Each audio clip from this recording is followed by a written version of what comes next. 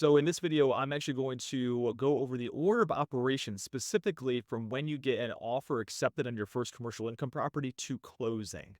Watching this video will save you tens of thousands of dollars alone in what you're going to learn in this in terms of I've done in my 18 years as a commercial real estate investor.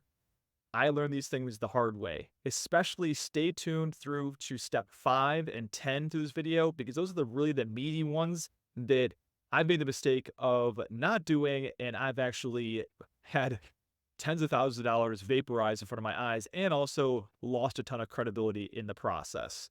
And the reason why this video is going to be important to your journey in going from residential to commercial income property is because there are a ton of differences in financing commercial property and closing commercial property than there is in financing and closing residential properties. In my journey from residential to commercial, because my first commercial deal was the hardest transition of my life when I was started buying bigger deals. So these are the things that were hard fought and hard won during my journey. And so this is actually, I'm going to start this off before I share my screen on saying that at this point in time, you have been negotiating hard on a commercial income property. Let's back up a second here. At this point in time, you've identified a property that you're really interested in.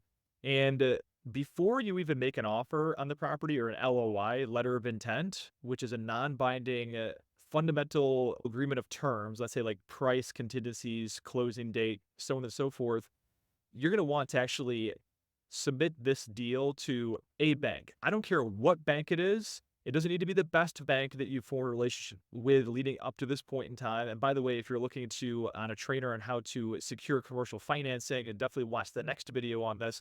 But at this point in time, you have a term sheet. So you have something to underwrite your debt assumptions on when you are running the numbers of the property, analyzing it. So that's the first step here before LOI, because what you don't want to do is this. You talked to a bank a few months ago, you got the rates and terms, and then you submit your letter of intent. And based upon the numbers that you can get out of this deal from an investment perspective, and then come to find out you get your offer accepted, and then they're offering completely different terms at that point in time. Okay. This is a really fast way to lose credibility with the seller of the property and also the broker if you had a broker involved with the deal. It's going to tell them that you do not know what you're doing. Okay, I'm going to share my screen now. There's always this struggle with investors, especially those that are residential, is that the deal comes first, then the money will come. All right. Everything leading up to this deal is there's a lot of action points you're going to need to earn with your potential investment partners before you even get in front of a property. All right. I have another video called the 1123 method. It's the exact method that I use on how I've raised millions of dollars of capital for commercial income property deals. And this process starts early. All right. So you want to put the work in terms of establishing relationships with potential investment partners if you're early on before even looking at a deal. All right. So at this point in time, with those contacts you've made, utilize the 1123 method, that you're going to send out what I call a pulse check email to your sphere of influence. Once the LOI or letter of intent is accepted. All right. This is just a simple email. It doesn't need to be any specifics about the property. It's, hey, we've got an offer accepted on a 32 unit property in Irondequoit, New York. We really like the deal because of X, Y, and Z. I know we had talked about doing something together in the past. Would you be interested in learning more about it once we've made heads or tails of this deal? Super. It doesn't need to have any fancy graphics. It doesn't need to have any specifics about the deal. It doesn't have to have any return profiles or what you're offering to the investors or anything like that. This is a simple pulse check to get a sense of, okay, and sometimes people will reply back with, yes, absolutely. Let me know when you have more information. Okay, perfect. Update your Excel spreadsheet with okay, this person is interested in learning more. Sometimes you might get people that will reply back with, oh, my daughter's getting married this summer, or I'm sending my kid to school and turns out that their Pell Grant didn't go through, so we're going to pay out of pocket for it. You might get responses like that, right? This is just a pulse check email that you send out there. You do not need to do any type of follow up at this point in time. This is just to get this out, there. All right, that's it. Okay, so once you have executed LOI, you're going to send that to your attorney. The first thing, this is going to be the first step where you're going to save a lot of money in the process, is that typically a lot of residential investors are used to attorneys charging a flat fee for a real estate closing. Let's call it $500, regardless of the amount of work that's involved with it. That is not the case in commercial real estate. a lot of times attorneys will charge by the hour, all right, for their hours involved with it in terms of billable hours and also their paralegals hours into it. So early on, and things can get out of control very quickly. All right. So this is where you want to have discussion with your attorney at this point in time and saying, hey, listen, I need you to draft a PSA, or a purchase and sale agreement.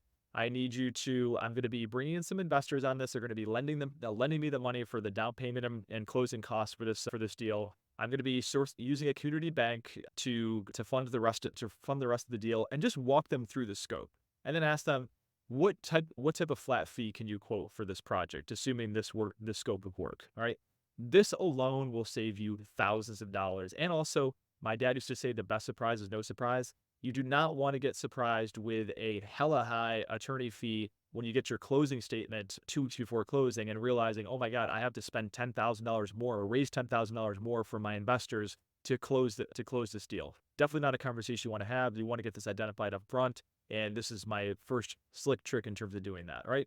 Step 2 is get the PSA drafted by your attorney as quickly as possible. You do not want to, time is not on your side. An LOI means nothing. Letter of intent means nothing. It's non-binding. The broker could be shopping this deal around to other buyers, trying to get a competing offer in. So you want to make sure that you have this PSA drafted well in advance, right? So this can start with a conversation very early on with your real estate attorney and saying, hey, do you have a draft PSA for a standard multifamily property or commercial retail plaza and that sort of thing that I can at least look at and understand if we're going to rock and roll in this thing and converting an LOI to a PSA, that we're going to be able to get it over to the seller's attorney within a couple days. All right. This is at the point in time is that you're going to have your PSA, draft this, make sure you're applying the pressure on them, getting it done as quickly as possible. This is the other reason why you want to work with a real estate attorney that's used to and very experienced with closing commercial real estate deals, right? Not one that has commercial real estate as a side hustle in their business, right? Slick trick with this PSA, make sure to have a due diligence checklist included. Standard practice on commercial real estate deals is that a contingency or a condition of the contract will be a due diligence period. So that may be anywhere from 15 days to 30 days to 60 days or even longer, depending upon the complexities of the deal and so on and so forth, right? The due diligence checklist is making it part of an appendix to the actual agreement, the contract itself, in that I need all of these things in my attorney's possession before the due diligence shot clock starts. So, for example, right? So if you have all this due diligence checklist, and sometimes your attorney will have an example of a due diligence checklist, you could have a 30-day due diligence. One of my clients, Brian Buxton, for instance, he had a due diligence checklist that I had, and I helped him actually negotiate what the terms of the contract were going to be. And so he actually had a due diligence period that didn't commence until 60 days after the property was under contract. So that bought him 90 days to raise the capital for the deal, get the best killer bank financing in place for the deal, and feel really comfortable in having his arms around the property before the due diligence period even started. Okay, so it took a lot longer for the closing, but when you're looking to be competitive and lock up properties as quickly as possible, sellers like to have a shorter due diligence period rather than a longer one. So that's just a slick trick there, right? So the examples of things that can be included in the due diligence checklist is previous environmental reports, tax bills, a survey and title, and the most recent title abstract on the property. Sometimes the attorney will require a new abstract of title. This actually takes some time, all right? So this actually can buy you 2 weeks to a month as the seller's attorney working to scramble to get these things in there, right? The financial stuff on there, certified rent roll signed by the seller, right? 2 years worth of Schedule E's, tax returns, or K1s if the property is held in a partnership, a T12 P&L. So it's a trailing 12 P&L. So this is actually going to be the previous 12 months of incomes and expenses on a property, all right? The reason why I like this is that I can see and reconcile that with the actual tax returns and see where things might be trending on a month-to-month basis in terms of utilities and maintenance repairs and also rent revenue, right? So if I'm seeing there's $20,000 in gross potential rent that's on this property, but I'm seeing a couple months where there was $10,000 that was booked to revenue, then that's going to tell me something, right? Are they having collection issues? Are they having vacancy issues? So on and so forth, all right? So that's my item on step 2, right? And step 3 is get the financial information as quickly as possible for the due diligence. So this is where you can actually, because this is an income property, right?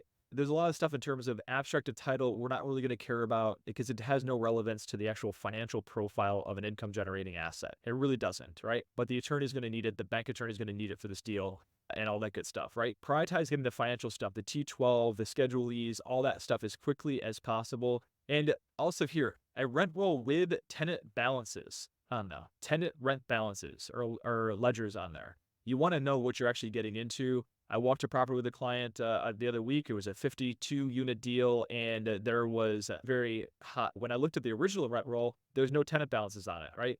When we got the rent roll with tenant balances, it told us, geez, there is a collection issues at this property. Like none of the tenants are paying rent, right? You want to know that as quickly as possible. So if this is an extreme value add type of deal, you're going to want to be armed with that information early on. If it was a surprise to you, then you actually might want to renegotiate the deal prior to your due diligence period expiring at that point in time, right?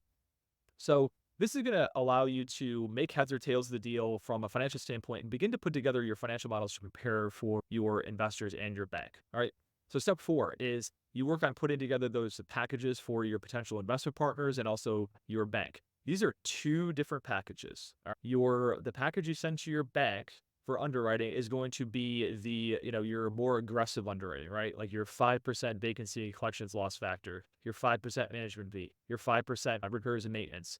So that's going to be the package you send to your bank. So it reconciles as much as possible with what is going to an appraiser is going to put on this property from an income and expense standpoint, right? The version of the pro forma you send to your investors is going to be your conservative assumptions, okay? You want to be as conservative as possible. The deals that we underwrite and send to our investors really don't even look that great, to be honest with you. They're actually they kind of look actually mediocre.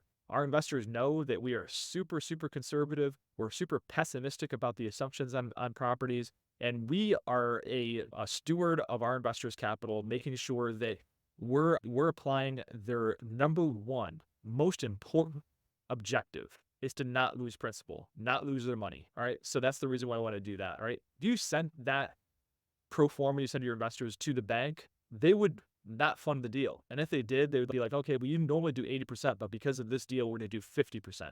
They take that at face value with what you provide them from a pro forma. These are financial projections standpoint. They're going to take that at face value and they're going to do their own credit analysis on it, and then they're going to give you worse terms as a result of that. It's your choice how much debt you want to place on a property, and this is going to allow you to manage the surprise that you might face when you're looking to obtain commercial financing for property, right? High level return profile. At this point in time, you're going to update your investors with, hey, this is what we're doing. We're raising a total of $500,000 for this opportunity.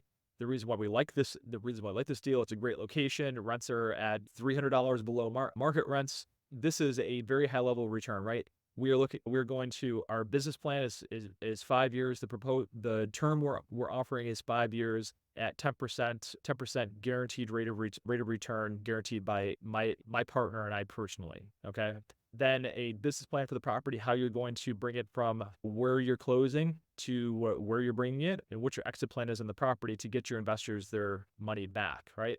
I will actually like to have how they're getting paid back up towards the top of that rather than towards the bottom. A lot of capital raisers, what they do is that they'll have how the investor's getting paid back at the very end. This isn't a simple email. We're not talking about a syndication. We're talking about small partnerships or even deals funded through promissory notes. This is not an SEC regulated offering. You're typically dealing with people that are friends and family or professional contacts that are in your network. So you don't need to go and hire a graphic designer on Fiverr to put together a 30-page PDF that nobody's going to read. I am on the distribution list for a lot of other syndicators around town. And it's just too much. I just don't read it. It's like too much information. Give me where's the beef? All right. Like the old commercials. Where's the beef? You want to make this the beef. All right. This email, all right. Include property photos, your pro forma financial projections of the property, and send that off to your investors, right? So at this point in time, you're going to get your term sheets back from now after you get under contract, right? The reason why I don't care about the term sheet my first bank gives me is because I know that I might be able to get a better deal. Maybe that's the best deal, right? But that is the worst case scenario, right? You've gotten a term sheet from the bank. They've looked at the deal. They like it. These are the terms they're willing to offer you. So what I'm going to do is I'm actually going to contact 2 other community banks that solidified a relationship with, and I'm going to get term sheets from them. All right. And then what I do then at that point in time is that I take the better term sheets and try to negotiate in better terms with the other banks to get the most advantageous financing on the property. And it doesn't always come down to interest rate, come down to proposed amortization. Items that to negotiate aren't only the rate and term, but prepayment penalties. Banks, community banks especially, will usually charge prepayment penalties anywhere from 5% to down to 1%. They usually burn off over the term of a loan. Sometimes a little trick that they'll do is that some banks will offer a 10-year term and then what they call a 5-3-2-1-1. Is that five numbers? 5-3-2-1-1. Yeah, that's five years, right? In terms of prepayment penalty. All right. And the rate is fixed for 5 years. And then it resets after 5 years. And you're planning on, okay, I'm just going to refinance it after 5 years or whatever, right? What these banks do that's a little bit of a trick is that if you don't refinance it after those 5 years, let's say it's 5 years and a month, the prepayment penalty goes back up to 5%. All right. So what I like to do is, I understand you need to get a prepayment penalty. Could you do a 5-3-2-1-0? All right. Or 5-3-2-0-0 on that. That can save you. And we're talking about big money here. We're talking about $1 million loan. We're talking about some real cash here that's at stake. All right. $50,000 like that you wouldn't normally have to pay. That's going to change the complexion of that investment, right? Other terms that are negotiable is require DSCR, especially if you're doing this is debt service coverage ratio. The banks will require you to make money on deals. All right. They will not fund a deal if your business plan is to break even and pay debt down and ride appreciation.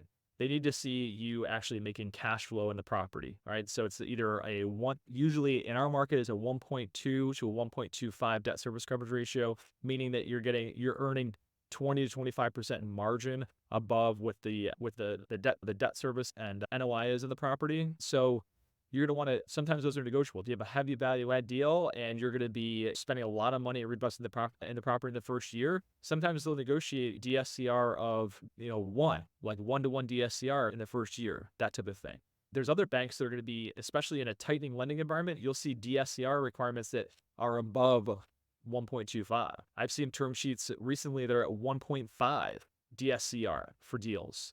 All right. If you don't go into that knowing that, damn, this deal will never DSCR 1.5, then you want to make sure that you can negotiate that in the front end and not use that bank if you're not going to be able to achieve it, right? You'll also be able to negotiate interest-only periods, right? So, hey, I love the package you've done.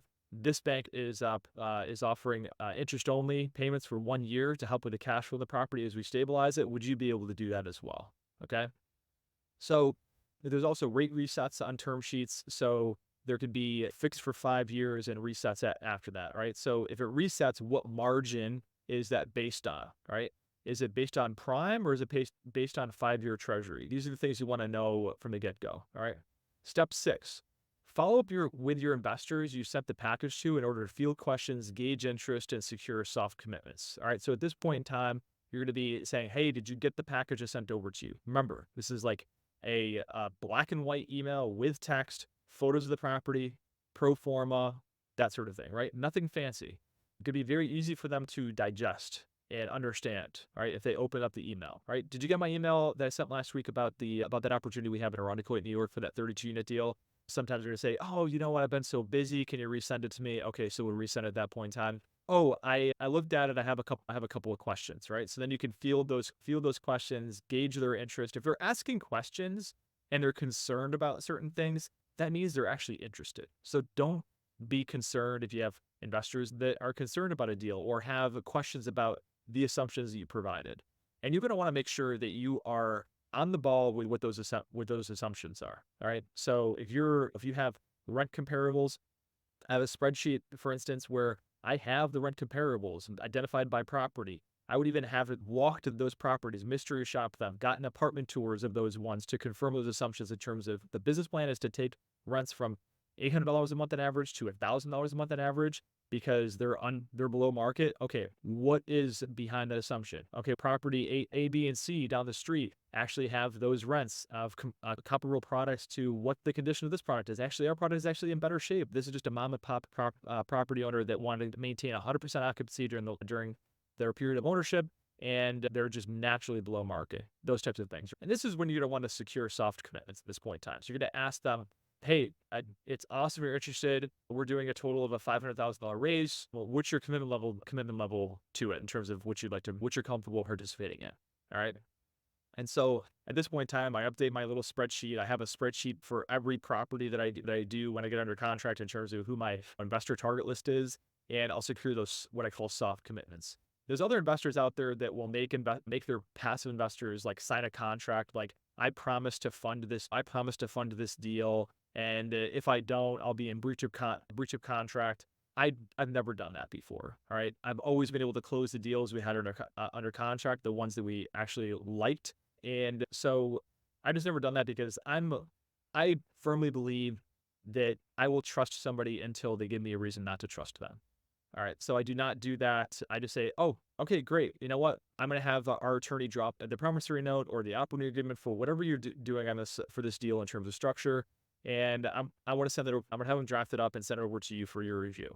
All right. So if it's a promissory note, then it's you can actually have your attorney give it to you in Word format and just fill the blank there. So, okay, if somebody's comfortable putting $50,000, loaning $50,000 to you for the deal, then you can just put $50,000 in there at 10% interest, with interest deferred for until you're paid back your principal and interest, whatever the terms are. Okay, so they can see that all right, you've engaged an attorney, this is legitimate, and then you're going to walk through the actual the order of operations. You can actually share them with this. Okay, first we're going to have to order the appraisal, blah, blah, blah. We have a long ways to go in terms of further due diligence of this deal until we're going to be ready to close. But this is what the order of operations is going to be from now until closing, right? So, and then step 8 is once you've verified your due diligence to reconcile with what was represented to you when you were originally looking at the deal by the seller or the broker, you're going to work with pushing the bank on securing that commitment letter and putting your deal and you through their credit analysis. Okay. Squeaky wheel gets the grease. There's a lot of banks that work on skeleton crews and that sort of thing. So you want to make sure that just because knocked a ball out of your court into the bank's court, don't assume that they're working on that diligently and knocking it back into your court. So maintain very good communication and regular communication with that bank, and don't drop the ball on that. All right. And also, we're going to go into step 9. So once you actually receive this commitment letter, actually backing up a little bit. So at this point in time, you're going to have the term sheet signed, which you negotiated with the bank you're going to find a home with for this deal. And then this whole thing is going to go through credit analysis. All right. So they're going to send it over to their internal credit analysis department. And then they're going to sometimes loan officers with commercial lenders are able to approve the loan and have the commitment letter issued if they approve it and it makes it through credit, right? Or they will have that they have to go through credit, has to be approved by the loan officer, and also has to be approved by a loan committee. All right. So after it goes through all of this, there might be some back and forth in terms of questions that you're going to have with your lender. Questions that are going to come back from committee. Hopefully that doesn't happen. If you have a really great loan officer that is experienced, make sure you're working with a loan officer that's experienced, that has made, let's say, hundreds of loan committee presentations. They're going to be able to anticipate what are their hot buttons in terms of deals that get presented to community, because a lot of these loan officers, they're not the only ones presenting deals. That loan officer you're working with right now actually will serve on the loan committee for other loan officers in that bank that are presenting them. So they're going to actually know what types of questions are going to be asked, what types of concerns are going to be presented by the actual loan committee to funding these deals. So they can actually bulletproof your package so that once it gets through credit, it gets presented to the loan committee, you're going to have a slam dunk, right? Step 9 is at this point in time, you're going to have received a commitment letter for the property for the deal. At this point in time, I like to send just a quick email out to all the investors that are on my list, even those ones that even ignored my first hey pulse check email, for instance. I'm just gonna let them know, hey, we secured financing. Our great news, our bank approved this deal. This is really all it is, right? If you have any questions about it, we're really excited to talk about this deal. If you're interested in participating, so let me know. Just want to let you know we've received the commitment letter, blah blah blah blah. All right. At this point in time, and this is a super slick trick as well, is you can work with your bank attorney to negotiate the better terms of the commitment letter. All right. So the commitment letter is going to be like a more in-depth agreement, is to what you got on your actual term sheet, right? So there's gonna be more terms and conditions that are in that commitment letter, right? This is the other importance of working with a commercial real estate attorney, is that they've negotiated hundreds of commitment letters. They know all of the community banks that are in your market.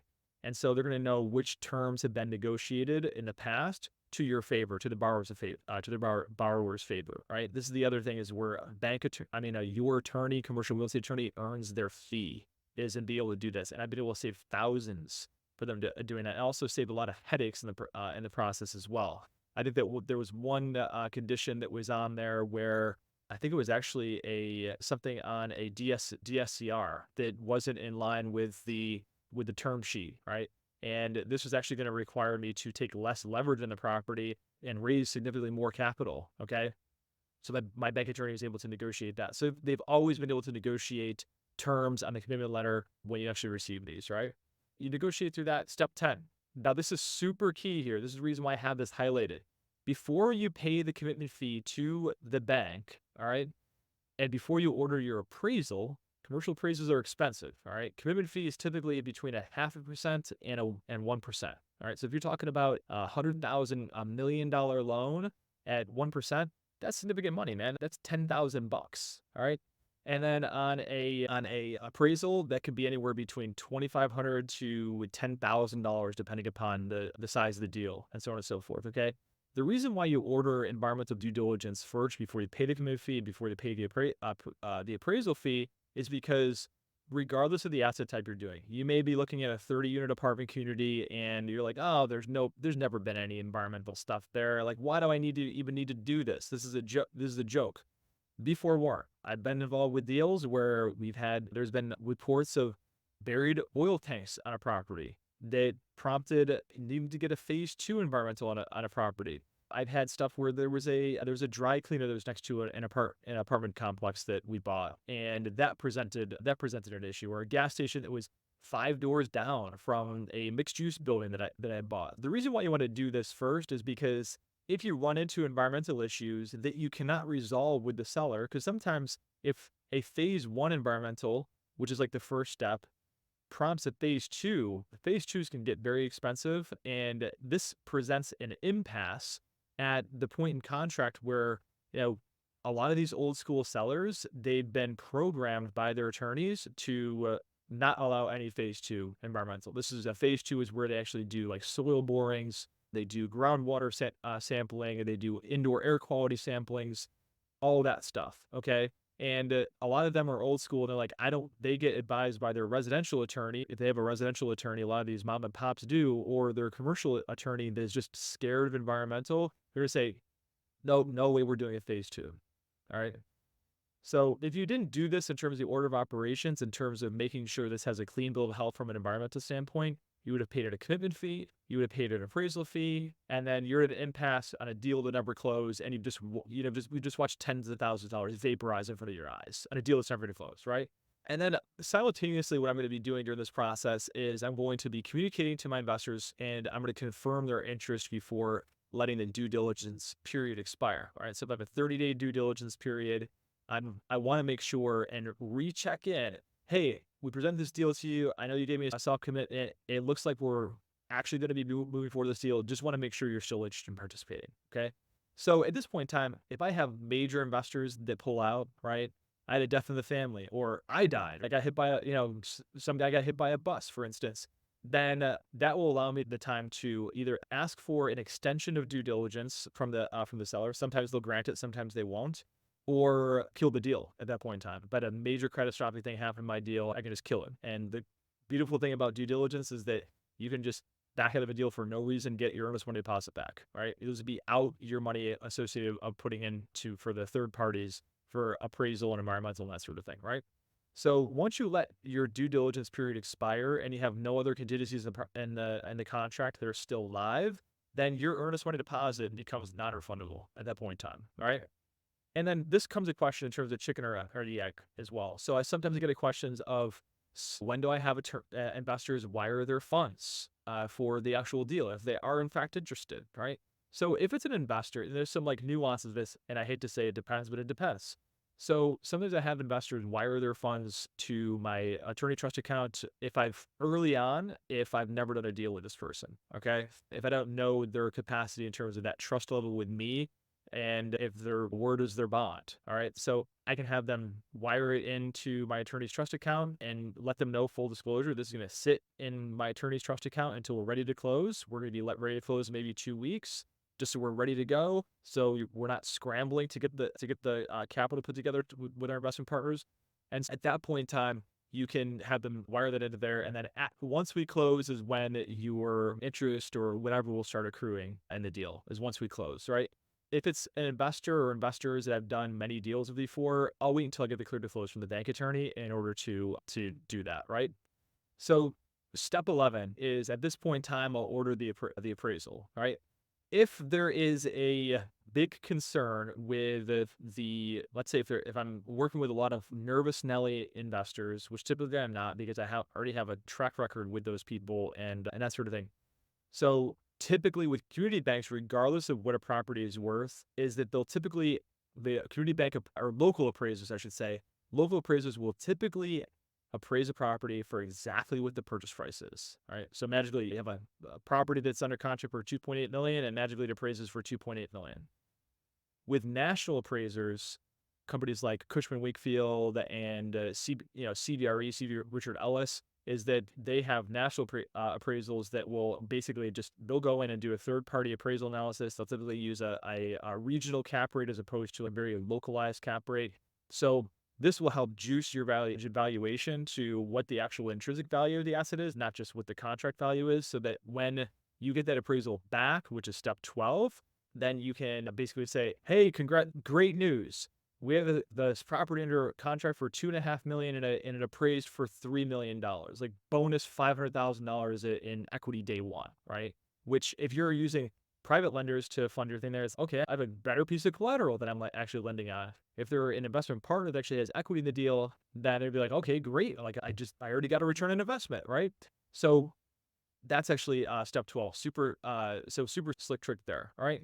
So step 13 is that once you get the signed commitment letter back and you pay the commitment letter, all right. So you've done the appraisal, you've done the environmental, then typically I will pay the commitment fee at that point in time. Sometimes banks will require you to pay the commitment fee before closing when you sign the commitment letter. Some of them will actually allow you to roll it into the actual closing cost itself.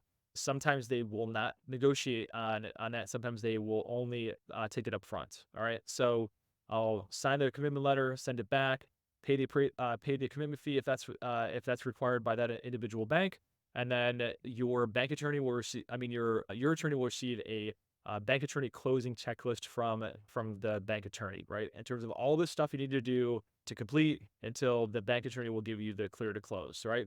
And then just incidentally, I have a note here.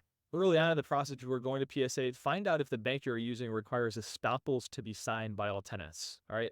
An estoppel is essentially it's usually a one-page document that says, hey, my name is so-and-so. I rent apartment number 102B and my rent is this amount. My lease expires at this point in time, and my security deposit is this, and my ledger balance is this, and I sign it. All right. So find out early on if the bank you're using requires estoppels and make sure to incorporate that into the contract as a contingency. It does not need to be a due diligence item, but it needs to be a contingency of the contract if the bank requires it. And these are a pain in the butt to get. Like imagine if you have 30 different tenants with 30 different schedules and you need to get estoppels signed. Sometimes you'll get some pushback on it, but add it to the contingency of the contract if the bank is going to require it, especially. I would add it anyways. But sometimes there's sellers and sellers attorneys that just won't agree to it. All right. Because it's a pain in the butt. All right. So step 14 is work with your attorney to get all the items of the bank attorney checklist fulfilled. This does take some time. There's all types of steps in there. I'm not going to go into today, but standard checklist is pretty extensive in terms of what you do. You want to be on the ball, especially if your deposit is hard and you have a closing date on or before in this contract here. You want to make sure you don't miss that closing date or else you could lose your earnest money deposit. All right. Step 15 is make sure all your wires are into your attorney's trust account. Okay. So at this point in time, you notify your investors.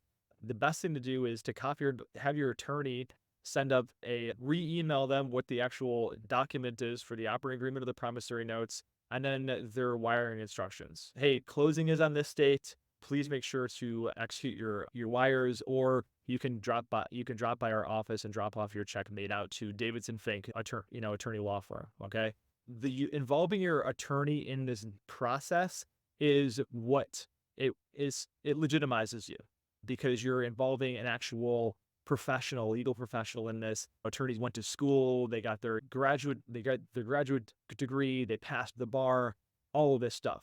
So anyways, I hope this was helpful to you with understanding the actual order of operations from contract to closing. Certainly, if you have any questions or you're interested in furthering the conversation around commercial real estate and how to break into it, this is what I do. I help investors do this all the time. Residential investors break into commercial space, or view the next two videos thereafter this.